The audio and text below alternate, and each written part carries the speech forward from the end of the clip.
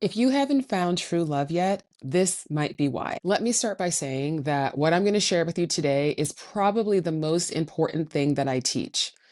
13 years ago, I became a professional matchmaker. For the last decade, I have been coaching people to be their own matchmakers. I wrote a book about true love called How to Find True Love.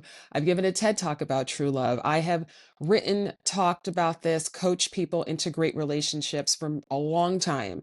And what I have learned is that we are so misled when it comes to the concept of true love that stops so many people from actually ever having it in the first place. True love does exist, but it is not the version that we are sold in fairy tales. I've done a previous video where I talked about the fairy tale industrial complex, and I'll link that below. But a quick recap here is that we have been taught that love is a magical fantasy and that our success and our happiness in love depends on finding one perfect person. The idea that there is one person in this world who is made just for you, and when you find that person, that's when you have true love. That's when you live happily ever after.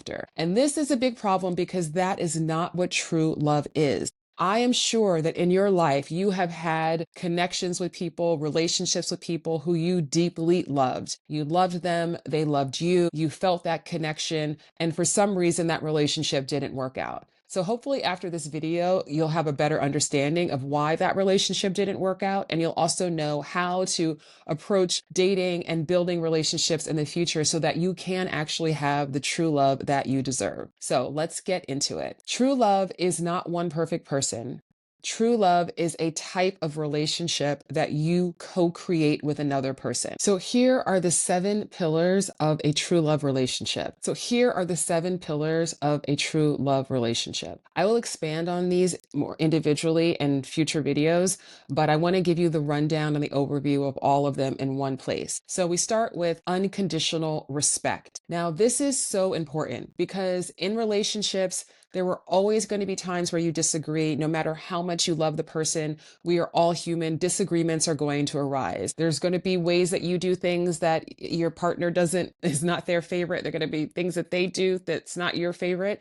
But unconditional respect is the foundation because what this means is that even when you disagree, you don't disrespect each other. So you can have tough conversations, you can have differences of opinion, but you do not resort to intentionally trying to hurt, demean, belittle the other person. This is really foundational. And for this and for all of these, as I go through these, please keep in mind as you're dating that pay attention to what are the dynamics that you're creating with another person, right? So are you feeling that this person is demonstrating that level of unconditional respect towards you and also towards other people? Because that's also a good clue about how they might treat you in the future when things are not going as great as they are at the beginning, when you're just getting to know each other and everything is really exciting. Next is emotional and physical intimacy. This is all about that feeling of closeness. You have the closeness physically, sexually, but also you have that emotional closeness, right? You care about each other's emotions.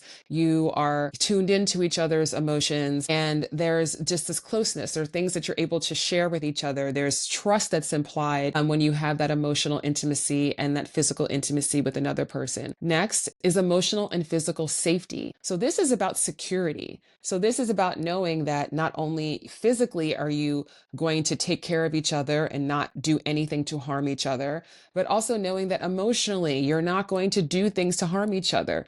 You're not going to gaslight each other. You may not agree, or you may not understand your partner's emotions at all time, but you don't try to make them wrong or ignore or override their emotions or try to convince them that what they are feeling isn't correct. So that emotional safety and that physical safety, that builds a real sense of security within your relationship. That is so beautiful and frees up so much of the drama and the tension and the feelings of isolation that you can feel when you're in a relationship with someone when you don't have that level of security. Next is commitment. Commitment might look different for different people. However, if you were not on the same page around what that commitment looks like for you, there's always going to be a level of insecurity in the relationship. It's going to be very difficult to feel security and that safety if you don't also have the assurance of knowing that you are both committed to each other and you are on board with that, you are in agreement about that, and that takes away so much unnecessary drama. Next is joy.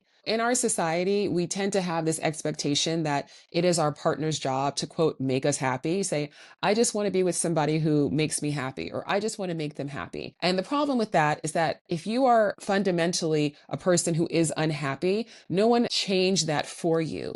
Happiness is an inside job, right? So joy is not about you find somebody who makes you feel super happy and super joyful all the time. We are human. We're going to have different human experiences, and our emotions are not always going to be high.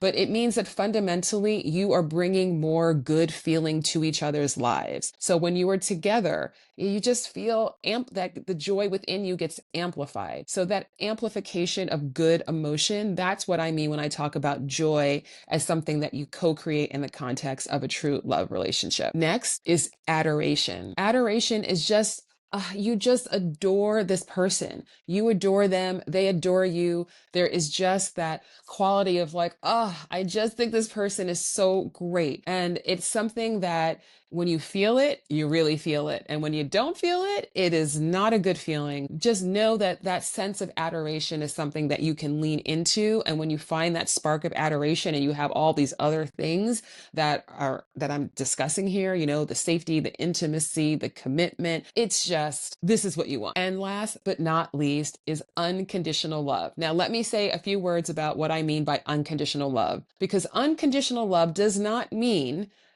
the fairy tales will tell you that it means that at every moment you're on a cloud of like, oh my God, I love this person so much. And we tend to, in our culture, be very focused on love as an emotion, which of course love is an emotion, but it is also a verb. So when I talk about unconditional love, there might be times where you were just mad at them, you might be frustrated with them, but unconditional love is about making a decision that even regardless of how you might be feeling in the moment, you are going to always treat this person with love. And sometimes we might say, well, what does that look like? Because if I'm mad at someone, then what does it mean to treat them with love? So it does include all these things we already talked about. It means respect. It means not belittling or ignoring their emotions or gaslighting them or making them wrong. Sometimes the way to really understand what the loving action is to take is to recognize what feels unloving, right? So if someone were to say to you in an argument, you suck, you always do this, I hate this about you, does that feel loving?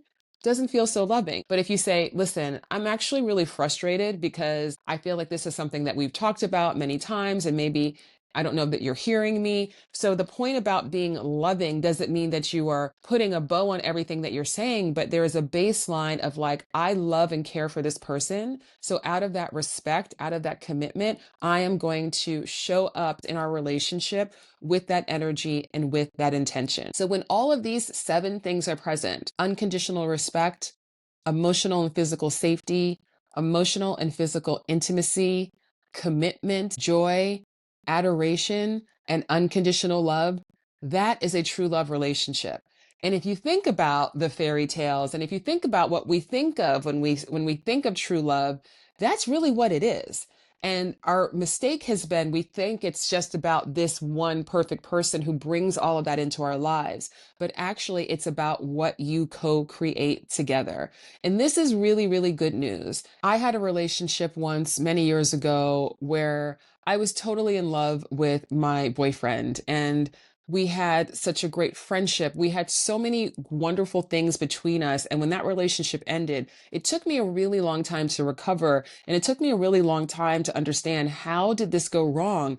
And for me to get over the feeling that I had blown my one chance at love. I now understand that we did not have all of these qualities, that we did not understand at the time that what we were doing was co-creating a relationship, that we were both half of the equation.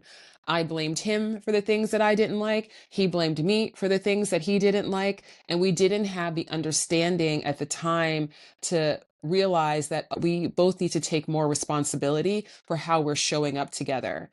So I leave you with that because I want you to understand that you do have the power to have true love. You absolutely do. And it just is going to take a shift in your perspective. It's probably going to take a shift in the kinds of people that you are investing in emotionally while you were dating, and recognizing, hey, is this person showing up with emotional safety? Do I feel like this is a safe place to express my emotions? Do I feel judged or shamed or belittled by this person? Or do I feel respected? Do I feel that this person is taking responsibility for how they show up? Are they putting their expectations on me? That's my job to make them happy. Or are we both amplifying each other's joy? Just starting to ask yourself these questions is really, really powerful. And on that front, stay tuned because I am going to give you your heart work for this week. And if you've been watching my videos, you know that I always end the videos with a little heart work reflection question for you. This week's is coming up right now. Thank you so much for watching. Please like, comment, share. Make sure you subscribe for future videos. Okay, stay tuned for your heart work.